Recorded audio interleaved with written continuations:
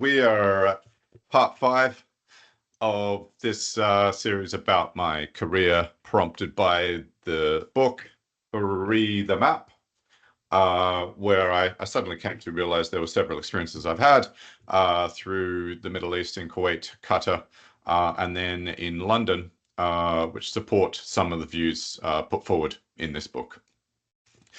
Additionally, as you know from some of the videos already, I am motivated by the testimony of a journalist named Fatima. My body is so exhausted that just 2 days ago I had a panic attack and I couldn't move for 5 hours.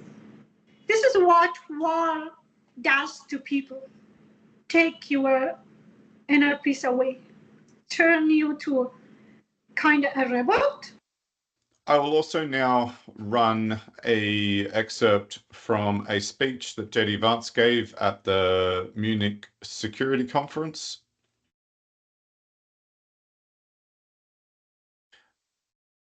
where he invites the population to speak up and fully embrace the democracy that we supposedly have.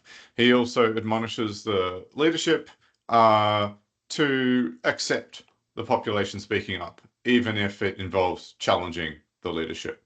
So I am taking JD Vance at his word. I am taking his invitation. I am speaking up, and I expect not to have the blowback that JD Vance is anticipating by making this speech. To believe in democracy is to understand that each of our citizens has wisdom and has a voice. And if we refuse to listen to that voice, even our most successful fights will secure very little. As Pope John Paul II, in my view, one of the most extraordinary champions of democracy on this continent or any other, once said, "Do not be afraid." We shouldn't be afraid of our people, even when they express views that disagree with their leadership. So a couple of phrases that stuck out for me. Very little will be achieved if effectively we do not allow a full-blown democracy.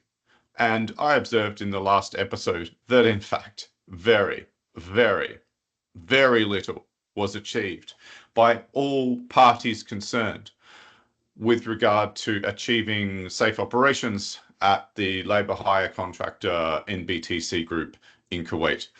Other parties concerned are important to name. They were Petrofac, Amec Foster Wheeler, and by extension Wood PLC, given that they bought them October 2017, and importantly, the Kuwait Oil Company. It was on all of those companies to discipline that manpower contractor. They did not.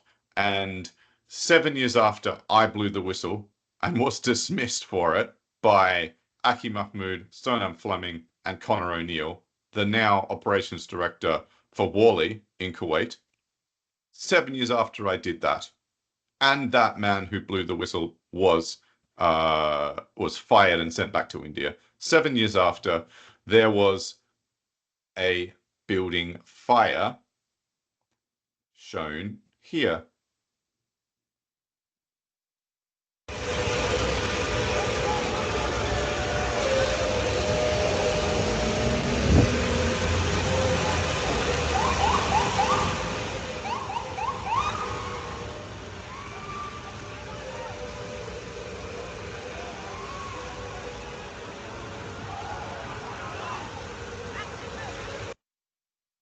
Okay, so it's confronting as hell, but what we're looking at right now is the death of 49, mostly Indian, but also some Filipino men, workers in a accommodation facility maintained by NBTC.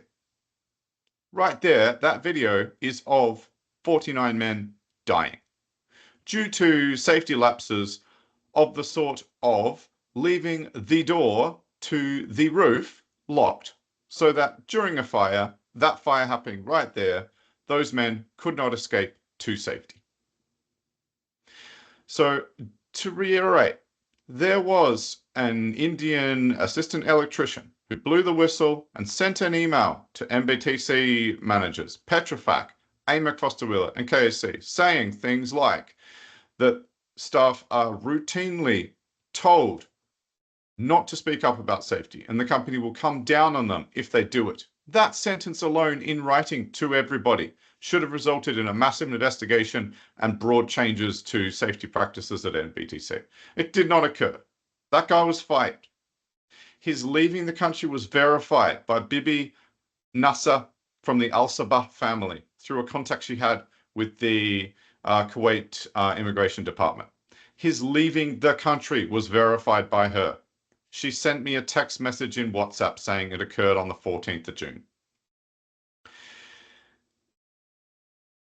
That notification that all those organizations received from him was merely about the risk, but not of an actual death. The risk of death, of inhalation of H2S gas fumes, resulting in him and 4 others going to Jara Hospital for gas inhalation. Okay, there's a theme here of inhalation of gases. Nobody acted appropriately. 7 years later, you saw the fire. It happened at an NBTC worker accommodation facility, and 49 men died through the inhalation of the smoke and fumes from the fire. This appalling circumstance has caused me, additionally to the pain that I have felt since 2017, has caused me to feel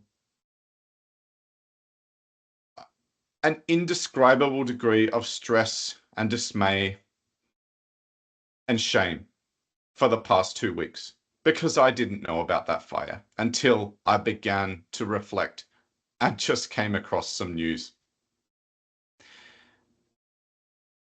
And it has made me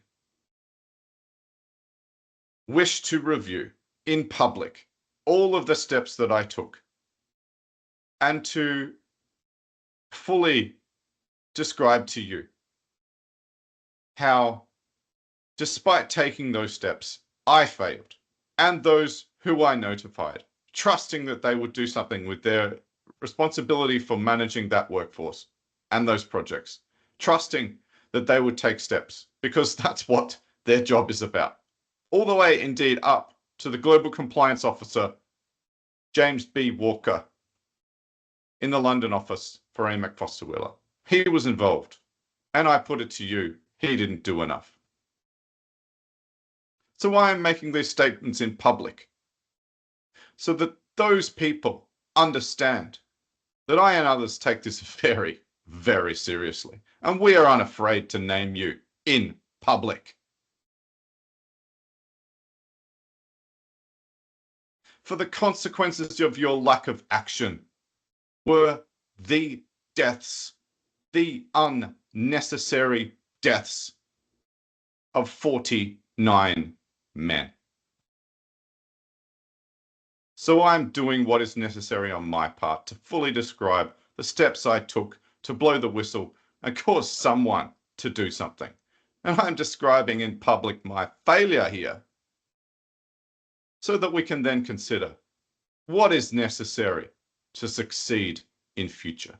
And those learnings will be applied to a live example right now, where there are 5 additional pending deaths by capital punishment on a project with which Jacobs is involved. And I came to know about this when I was employed there for 2 years in their London office as a principal geospatial consultant. That is in the future.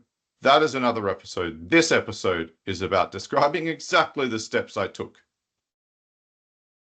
which nevertheless led to such a failure of improving safety practices as to result, nevertheless, in the unnecessary death of these men. So the last episode concluded with me saying that I refused to make an animation of the progress of works in North Kuwait oilfield projects for Aki Mahmoud. What did I do instead? Let me show you what I did instead. I made this video. It is the world's worst map animation. I acknowledge that. But nevertheless, let's see what it's about. So you can see the crappy 24-inch monitors oriented vertically stuck together at my BH05 desk in the Altamir Annex in Kuwait, working in the Amec Foster Wheeler office. You can see a schematic on the screen. That's a CAD file that was given to me by Aki Mahmoud and his assistants to help animate the progress of works on these projects. Basically, the things to bear in mind is that this here represents Gathering Center 31, and this here represents Gathering Center 30. And it's, as I said, the world's most terrible animation, but nevertheless, this is what I did without telling Aki in response to his unjust request, in this context of me knowing about all of these safety breaches, and him knowing full well that I knew about it. This is what I did. So it's terrible quality, but what you can see here is that there's an event, approximate date of March 2016, for North Kuwait workers. I actually meant North Korean workers. I had North Kuwait asset on my mind so much I mistakenly said that. On this site. Later on, I will show you an email where I've documented what a senior safety engineer related to me and others about, in fact, these workers being there. And they were on another significant construction site as well, to the north, apparently. This was recorded during lunch, by the way, which is why you can hear me in the background chewing. All right, so we've got the next event. So this says that a work site was open despite a suicide. And I've already described this in earlier episodes. Our approximate date was February 2017.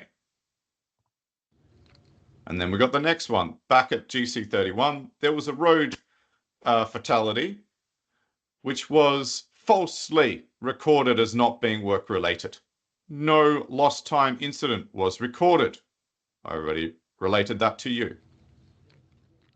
Then there's a couple more. So there was an assistant engineer fired for calling an ambulance at GC30, approximate date 17th of May 2017. Well, actually, that was the actual date. And then another one is the broken leg due to a falling cabinet, approximate date June 2017. That falling cabinet was also not recorded as a lost time incident. Likewise, the assistant electrician's visit to the hospital was not recorded as a lost time incident. So, where are we? Those were the events that I instead animated on this CAD drawing of these projects for Aki Mahmoud. And I am now making it public to you. You can see it's on YouTube. I'll put it in the show notes. Aki Mahmoud's using me for sport, knowing full well that I had reported these incidents via ethics points, resulting in an investigation such that the global compliance officer flew down to Kuwait from London. His choice to make me nevertheless work on these projects and produce an animation of progress as though nothing else more important was happening. His choice to do that has led to this. Now you may be wondering where I got all this information, why I have these dates, why I know these locations. Well, let me show you something else. Okay, so you can see here I've got you a redacted email. And I am at the bottom of the email chain. There's several pages here, but I'm starting at page number 5. You can see 6:44 a.m., 28th of June, 2017. I was forwarded an email from this assistant electrician. It comes from a safety officer. And you can see the safety essentials from Amec Foster Wheeler in this individual's email signature. Manage any change. Wear the correct PPE. You must intervene. Okay? You must intervene. Do a risk assessment. Follow the rules. And always take care. Well, wouldn't it be nice if those things were done? And then this email from this assistant electrician is shown in full in this email chain. So what's the one before that? Well, it is me summarizing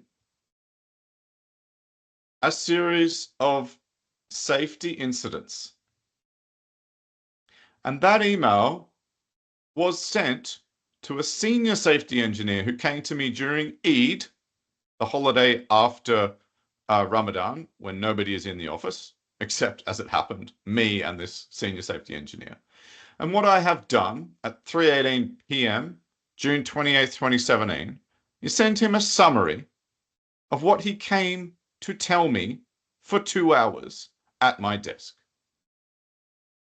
Knowing that I had already, basically 2.5 months earlier, submitted my resignation due to other safety incidents beyond the ones or prior to the ones that he described.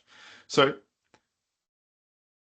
let me read that to you so that you understand really what was put before me and why I was motivated to act. Dear, what shall we call him? Let's call him Bob. Dear Bob, these notes are in regard to a more than hour-long chat we had at my desk, BH05 in Amec Foster Wheeler's Altamira Annex office until approximately 2:20 p.m. on June the 28th, 2017.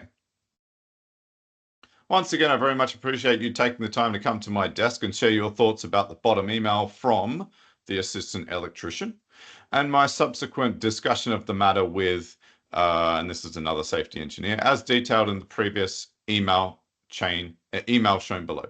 Below, I record my recollection and understanding of your remarks about 5 incidents. Number 1, injury due to falling cabinet happened first week of June. Regarding the gentleman who was injured by a falling cabinet, you remarked that you entered a report into HSE Live and then went back to edit it to provide more detail. You remarked that you found the report had strangely been edited to show something different than your original text and had already been approved within 24 hours when usually this takes up to 2 weeks. Furthermore, you advised that it was saved in the system in such a way that a lost time incident was not recorded, despite the fact that time was lost as a result of the treatment and recovery required for this gentleman. Next issue. The assistant electrician. Regarding the case of the assistant electrician, you remarked that all necessary investigations occurred to check the H2S levels at the location and they were found not to exceed safe limits.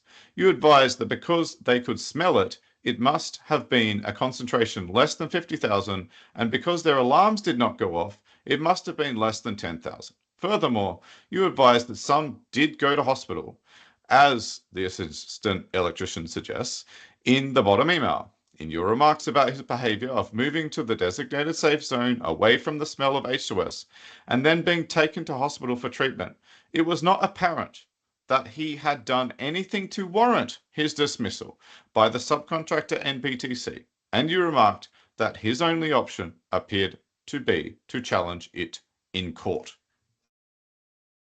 Now, something to say here is that it is inconsistent that this senior safety engineer has said that there was not a high enough concentration detected by him to warrant the actions taken by this assistant electrician. The impression is given that it was wrong for him to go to hospital, when I'm sorry, but hospital records and blood test results were provided to us by this assistant electrician, showing that there were unsafe levels and evidence really of concentrations of substances in his blood, which supported a scenario where he was being asphyxiated. So it's interesting to note the inconsistencies in what this safety engineer has said and what the blood test results were when this person presented at hospital. All right, on to number 3. Arm ripped off in rock crusher, June 2017. Furthermore, our conversation briefly touched on the gentleman working on a project for which Wally Parsons is the PMC, whose arm was ripped off by a rock crusher. I was told by another individual who works at Wally Parsons a week ago about this case. He advised that the cover had been taken off and this work reached into the machine whilst it was running, causing his arm to be ripped off. Somebody advised the gentleman had been given a job for life as compensation by KSC, but this did not match your suspicion. I am now following up with another individual who works at Wally Parsons for more detail. Number 4, fatality in a vehicle crash on dirt road nearby GC31, approximately March 2017. During our conversation, you touched upon the case of 2 gentlemen who were driving nearby GC31, had a crash and one died. It should be pointed out that when we looked at the map, we were looking at the wrong GC, GC29, where GC31 is in fact here. You remarked that there were conflicting stories about the case, but that it had occurred on a dirt road outside of the GC31 site. Furthermore, it is outside the North Kuwait asset fence to the south. Looking at the map, there are 2 such roads apparent. And then I have provided a link to the approximate site of the incident. I put it there on the map, and you recall from earlier episodes that that's the location that I went to with a friend of mine.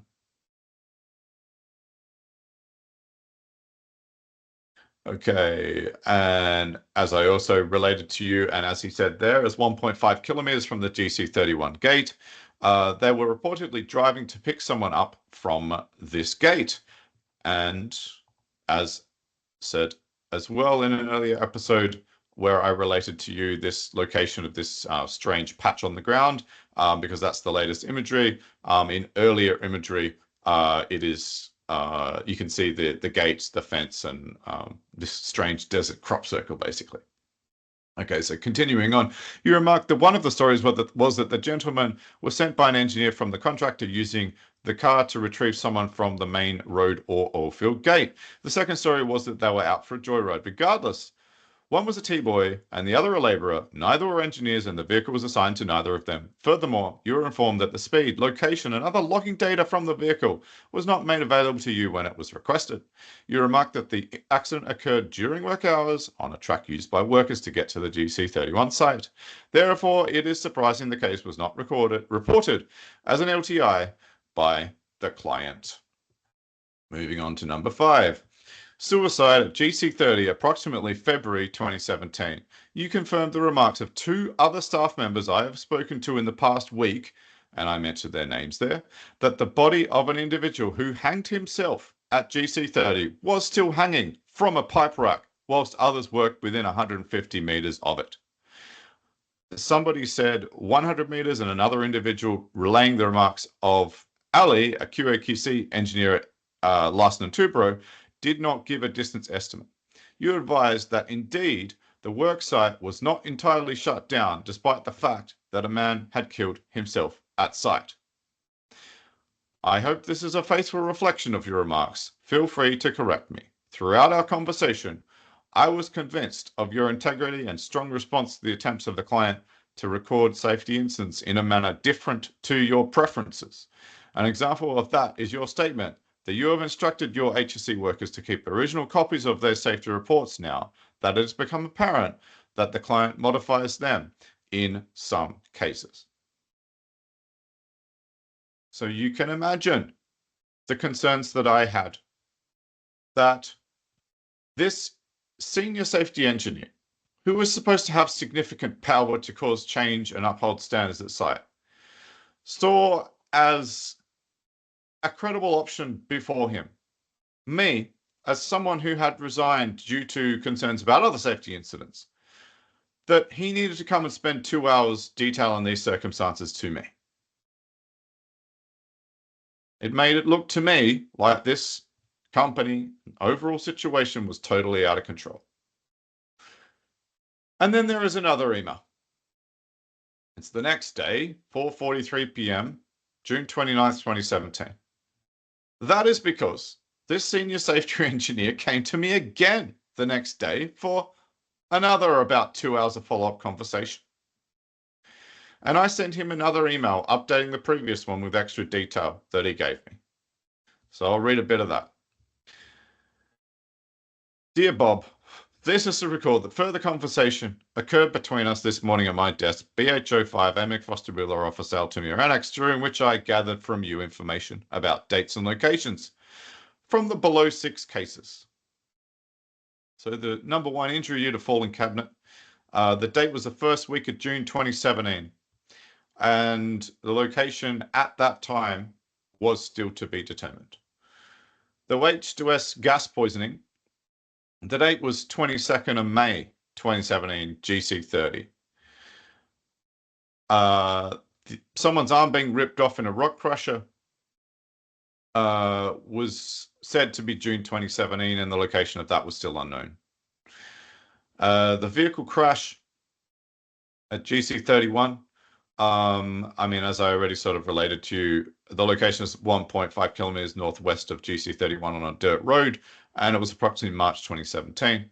And then there was the suicide at GC30 was approximately February 2017, location GC30. So it was because of these dates and locations that were given to me by this senior safety engineer that I was able to make the right kind of animation of the progress of works for Aki Mahmoud in the North Kuwait asset. All right, and there's an additional case tacked on at the end after this individual came to my desk for the second time. North Korean workers, issue number 6, date being approximately March 2016, location is GC31. You confirmed what has been told to me already by a couple of individuals, that there were North Korean workers on some of the GC or gathering center construction sites. Furthermore, you remarked that they threatened to attack an Amec Foster Wheeler staff member once because he made a negative remark about the North Korean leader and that he was lucky to get away from them before anything happened to him. I bring this up because when I spoke with James Walker, head of compliance, he advised that an ethics report was submitted about this sometime last year, so that's 2016. But the investigation revealed these were historical claims and not backed up by evidence of this happening in contemporary times. We agreed that the employment of North Korean workers is a clear case of forced labor. Now, it just so happens that I have been to North Korea. I went with a mathematician who worked on integrated asset modeling for the whole of the Bergen oil field, a very significant quantitative challenge. We had fun. We had fun. I say that slightly cynically. Going around North Korea on the usual Cook's tour to lie to tourists about how North Korea is a lovely place. Nevertheless, I have done my duty in terms of boots on the ground, going even to North Korea to see what that place is really like. And let me tell you, those citizens of North Korea going overseas to work on projects such as gathering center construction in Kuwait very certainly constitutes forced labor. Why do I know that? Well, all of the news reporting from the time about there being a phenomenon of workers from that country in Kuwait. A 2-second Google search even now revealed a litany of news reports from 2017, the very year that I reported this, of workers in Kuwait.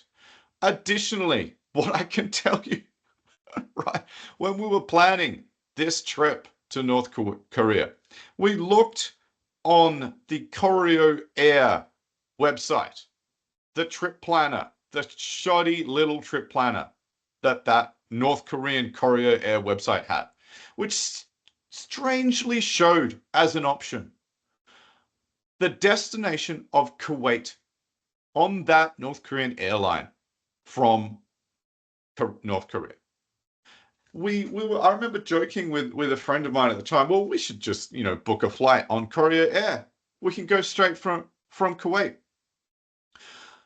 But I now know why. The destination, Kuwait of all places, was shown on the Koryo Air booking website. And we can just, as a brief detour, look at those news articles that I found. This is actually a Wikipedia article about North Korean migrant workers. And here is Kuwait shown in 5,000 workers shown in this little table. So let's go down to the Gulf states. Aside from Russia and China, Arab states of the Persian Gulf are among the largest employers of North Korean migrant labor. Kuwait had 5,000 North Korean workers in the country in 2019, and yet this was dismissed by James B. Walker, the global compliance officer of Amec Foster Wheeler, enjoying his life in London, as being a historical abuse. No, it was perfectly contemporary. So let's read a bit more. Laborers from North Korea participated, for example, in a 2017 construction project on Al Dhafra Air Base, a joint United Arab Emirates air base hosting the 380th Air Expeditionary Wing of the US Air Force, and multiple restaurants run by North Korean government also operate in the country. They were heavily involved in the FIFA World Cup in Qatar. These are all things where the Western world is heavily involved.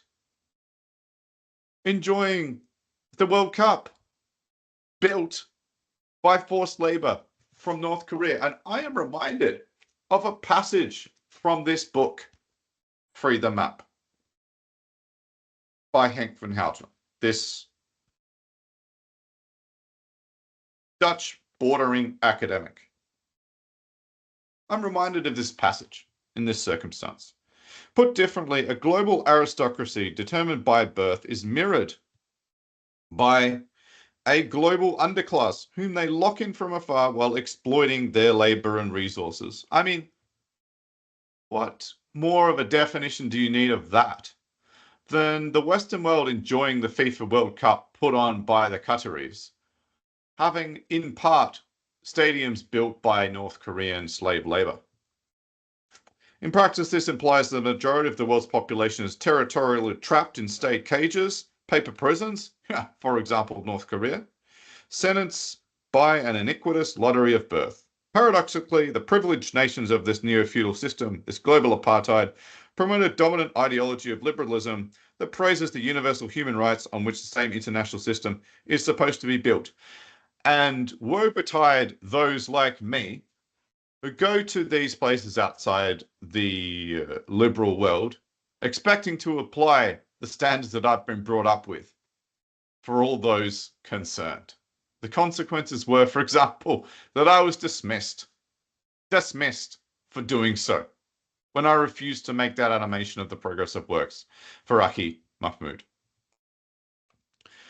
Okay, so let's look at some of the news articles. So from the AP, Kuwait tells the AP North Korean workers welcome amid crisis. So what's this? This is August the 10th, 2017. Within 2 weeks of me leaving Kuwait to go and work in Qatar, we have a news story about the current contemporary phenomenon of North Korean workers in Kuwait. And yet, James Walker falsely dismissed my report and that of others of there being North Korean workers observed on projects where Amec Foster Wheeler was the superintendent's representative in its role running the 4th project management consultancy for the Kuwait Oil Company. Let's have a look at another resource here. So this shows, if you go to Kuwait, can I do that? I'll zoom in a bit. Here we go, North Kuwait. From 2008 to 2017, 4,000 North Korean laborers were reportedly sent to Kuwait to work on construction projects. Kuwait had reportedly repatriated most of the North Korean workers in the country by April 2019. Okay, North Korea in the world, this tracking website. Another AP News article, Kuwait says North Korean workers are welcome, then refutes itself. So evidently there was a lot of conflict, about this. Kuwait currently hosts 6,064 North Korean workers, the country's public authority of manpower said in a statement sent to AP by the Information Ministry. So that was August the 11th, 2017. Okay, AP News reporting, along with confirmation from the Kuwait government, that there are 6,000 plus workers. And here I was dutifully reporting in an ethics report to Amec Foster Wheeler that this was happening. A shoddy investigation happened. It was dismissed as a historical phenomenon in the midst of an ongoing fight about this controversial issue in the news. What else have we got? North Korea with France 24 Kuwait gives North Korea's ambassador a month to leave the Gulf states. So the spats continue, as this region is known for. And another one. And what else have we got? Well, Bloomberg, is that credible reporting? Maybe. Thousands of North Korean laborers in US allied Gulf nations. Okay, so that was a bit of an aside, but just to say that in the midst of a flurry of credible reporting about this phenomenon, slave labor on Amec Foster Wheeler projects was dismissed or not even investigated fully when it was reported to him, to James B. Walker, the Global Compliance Officer, in 2017. Off the back of my being told by one of the most senior safety figures at Amec Foster Wheeler about this phenomenon as well. So this was the litany of abuses that was put before me, in addition to the other ones presented to us in various town halls and whole of office team meetings related to, for example, the suicide by hanging of an Indian engineer in his apartment within months of arriving in Kuwait.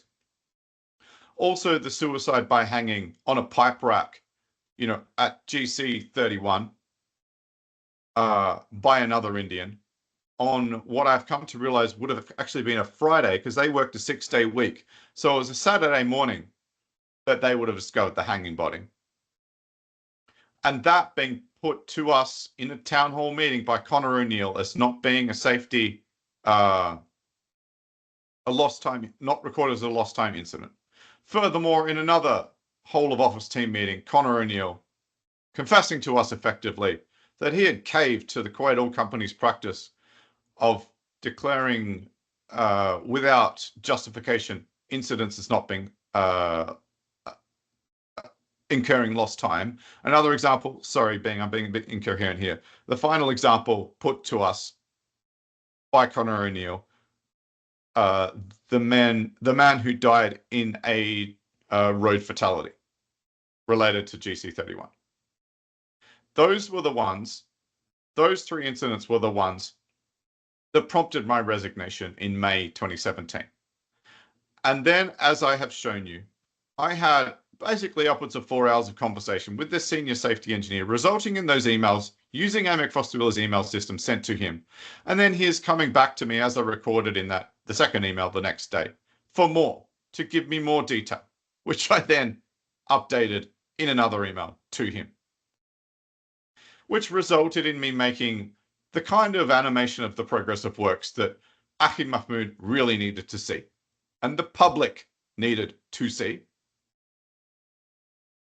along with me submitting further ethics point reports, which supposedly resulted in James B. Walker, the global compliance officer, flying down from London to Kuwait, he told me, to investigate all of these matters.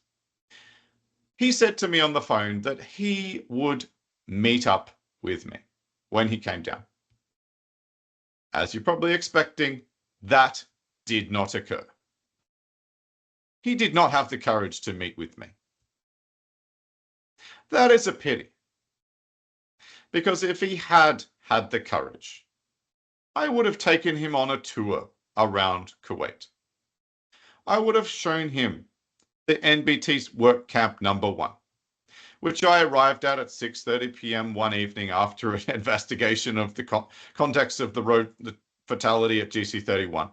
I would have taken him to the camp boss in the office there that I earlier visited with this Kuwaiti friend of mine. I would have taken him through the passageways to the room of that senior Indian figure at that NBTC camp who suspiciously slid out of that camp boss's office when I was in a conversation with them. Before, though, sliding out, what came out of his mouth was, "Oh, the gas poisoning case." Yes, I would have taken James B. Walker to that camp again and introduced him to the camp boss and that other man who knew more than he was willing to let on about that case, to really have the conversation that needed to happen about what those workers and NBTC managers thought about this case. That, for example, is what I would have done with James Walker to show him what was really going on. I would have taken him to that part of the dirt road, 1.5 kilometers northwest of GC31, and asked him what on earth it would take to have a road fatality on a perfectly flat stretch of dirt road, and why on earth this should have been recorded as not being a lost time incident. I would have taken him to the pipe rack where that Indian man hung himself on GC31. And I would have asked him to his face why that should not have been recorded as a lost time incident, invoking several severe responses from all concerned, including this so-called top 5 engineering consultancy, Amec Foster Wheeler, to dramatically improve conditions for workers and safety protocols and duty of care protocols such that someone could not gain access after hours on the weekend to perform such a mortal act. Furthermore, I would have taken James B. Walker to a South Korean food shop run by a South Korean that I knew, who told me when I related to her these reports about North Korean workers, who told me, "Oh yes, I regularly get in the evening North Korean workers coming to my Korean food shop and I give them out-of-date food." I reckon that's a pretty promising lead, James Walker, for finding people to talk to verify the existence of contemporary North Korean workers on Kuwait Oil Company projects where Amec Foster Wheeler was the superintendent's representative. Indeed, I had all sorts of things to say to James and things to show him. But he broke his promise to me and did not have the courage to meet me in person. You know, the fact that I can reel off all those things to you, places I would take him, people I would introduce him to, I think is exactly what he wanted to avoid. He wanted to cover it up, and he did. And as a result of that, he has to deal with me speaking in public on a podcast, putting evidence in front of you all.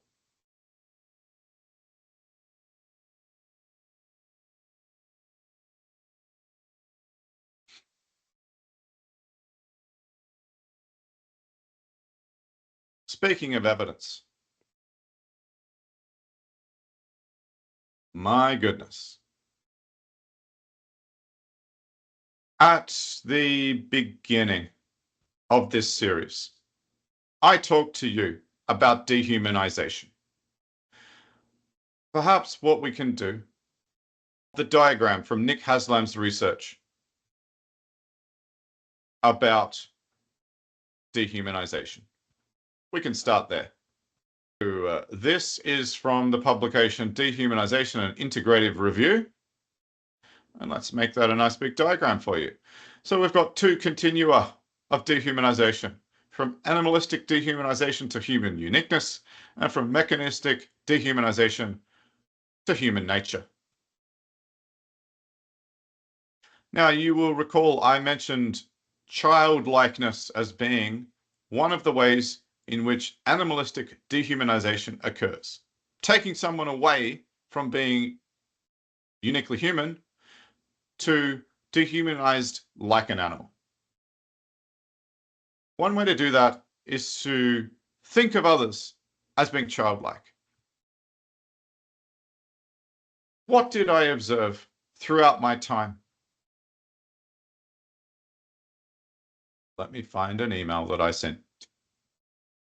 This is an email sent Sunday, July 23rd, 2017, 11 a.m. to Sonam Fleming, the HR manager, Kwai Chan, my line manager, James Walker, this compliance dude, I'm going to call him that, and Connor O'Neill, the operations director for Amec Foster Wheeler in the Altamira Annex in Kuwait. He's now the operations director for Worley. Hi, James, Kwai, and Sonam. This morning, during a meeting with Gavin Cuthbert from 9 a.m. in B08, he used the word kids to refer to the Indian and Filipino intermediate scientists on our project. The meeting was to plan my activities for my final week with Amec Foster Wheeler.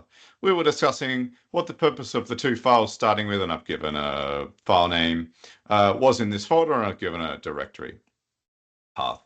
He stated something to the effect that the files must have been something that the kids must have made. This is not the first time on this project that I have observed the use of this word with regard to grown adult men who themselves have children. In a meeting in B01 in possibly 2015, the same word was used in the same way by Matt Harris, neither of whom, comically, have children as far as I know.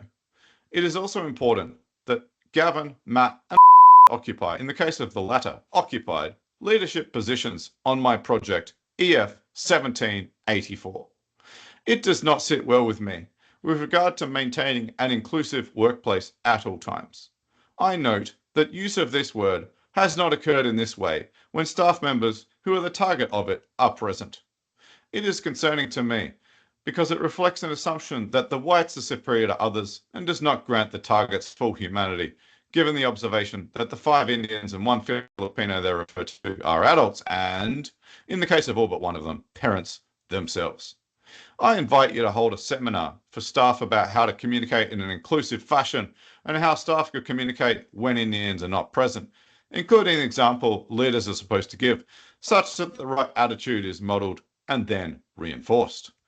James, during your first conversation with me as part of your investigation, you asked if the workplace exhibited any signs of discrimination. In addition to the ones I mentioned at the time, this is another example of how this workplace does not always provide a context in which those from all backgrounds are included as humans.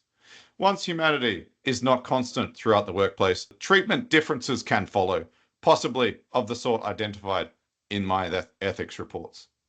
So you can take that as further testimony about the appalling conditions at this workplace and how leadership on the project in fact fanned the flames of dehumanization and provided a context from which could emerge different safety practices for those being dehumanized. I put it to you that those acts by those leaders indeed did create the context for the kind of safety breach that leads to the death of 49 men in an accommodation fire at a building run by MBTC Group, I do put it to you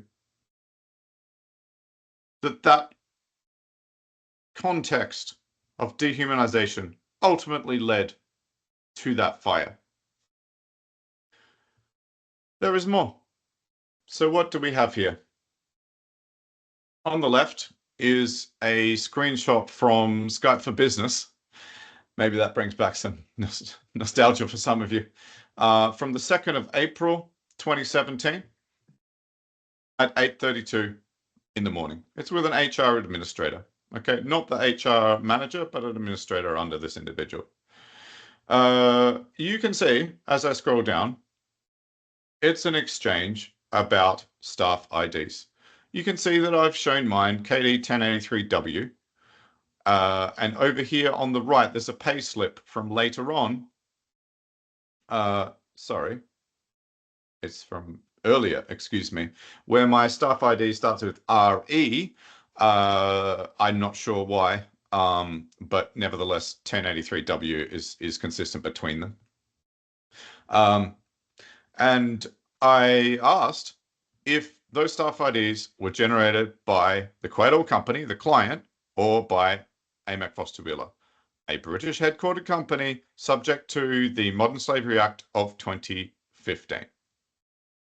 And she said that was generated by Amec Foster Wheeler. So, and then I go on to clarify W means Westerner, and that E is for Easterners. And I was wondering if Eastern Europeans, because there was some rumor around the office that Eastern Europeans were denoted by an X or something else. She says no, there is a division in the office between Easterner workers and Westerner workers, and that categorization is denoted in the staff IDs with the suffix E or W. And then I go on to say that I have a problem with that and I want it changed. And she said to go to Sona, who was the HR manager at the time. Okay, so that was 2nd of April, 2017. What, unfortunately, I did not get a screenshot of was the email I then sent to Sonam Fleming, asking her to end this apartheid-like practice. Indeed, this dehumanizing practice of unnecessarily signifying this division of the workforce on people's staff IDs, which we had to, by policy, wear on lanyards around our necks in the office. And what I included in this email to Sonam, which I think is why it was responded to so quickly, was that in November 2016, the project engineer on my project, the most senior staff member, verbally, sexually harassed a female planning engineer during a staff lunch on site. These were, I think, quarterly events and meant to raise the morale, to create a sense of connection between all staff members, particularly the office-based staff who rarely went to site and site-based staff. And what did this individual do? Sitting at the head of the conference room table, enjoying lunch with all of us, mainly white male staff, when this planning engineer walked in late to the office. Well, he made a joke about this woman enjoying sexual activities with other brown men in other rooms of the site office on her way in to the main conference room where all of the mainly white male Western staff were sitting enjoying lunch. Further context here. So initially, the lunch started off with most of us trying to crowd into the conference room to enjoy some food together. But there were only a few chairs around this big conference table. And the mainly white male Western office-based staff had already taken those chairs.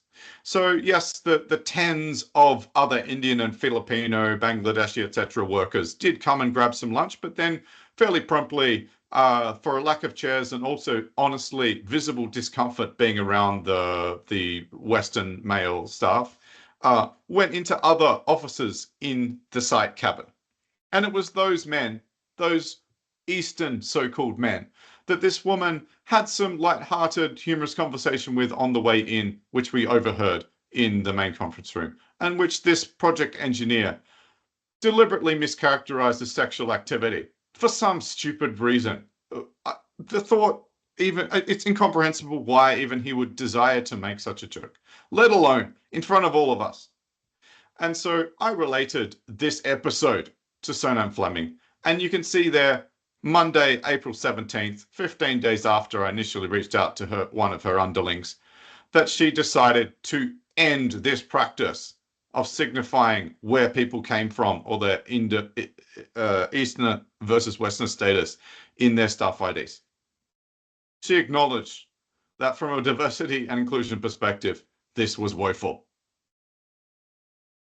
So again, just to provide more evidence to you of the shocking dehumanization environment that this woman played a part in creating on the very staff IDs we had on lanyards around our necks, walking around this godforsaken office at Amec Foster Wheeler, serving the Kuwait Oil Company in Kuwait, a top 5 engineering consultancy populated by all sorts of engineers with ICE and other certifications and charter ships, with post-nominals who, because of those characteristics, should have been capable of standing up for what was right and creating an environment which in every respect fully humanized every individual, regardless of whether they were, as they referred to them, T-boys or project engineers.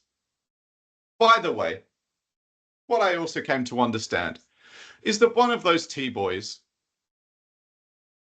had been working in Kuwait Oil Company offices, in this case, the Altamir Annex, for 10 years without being able to leave the country.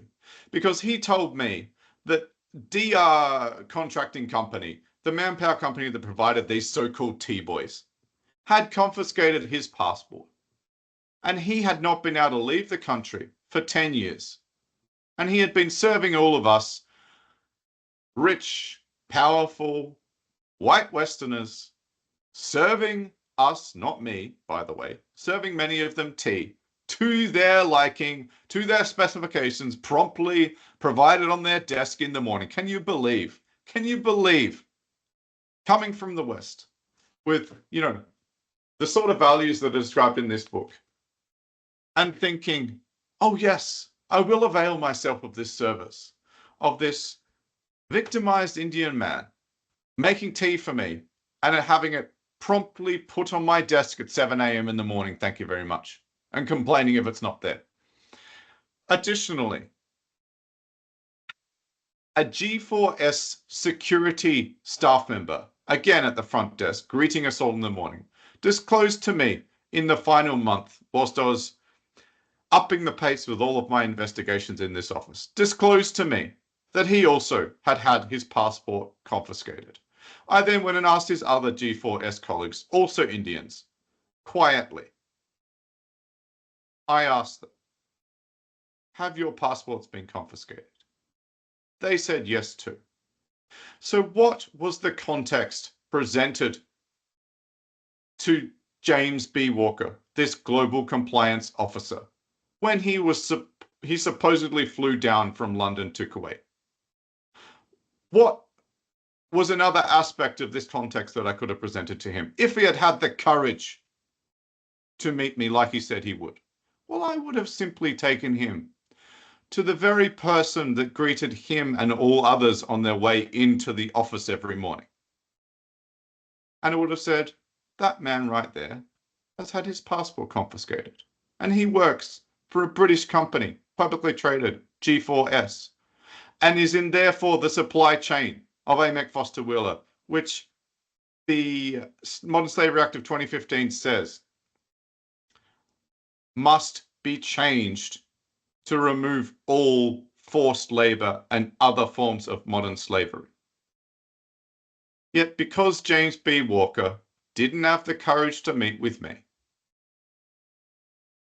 I didn't have the chance to present to him the full circumstance of injustice and dehumanization, starting with the very first person he would have met going in to that office on his supposed trip from London to Kuwait to investigate the matters I reported on Ethics Point to him.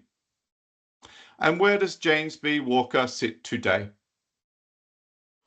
He is now the compliance officer on NEOM, a project in Saudi Arabia beset by a litany of ethics and compliance issues, according to the latest Wall Street Journal reporting by Rory Jones and Elliot Brown, two men that I have met in my efforts to bring justice on this project, NEOM, when I worked as a principal geospatial consultant at Jacobs in London.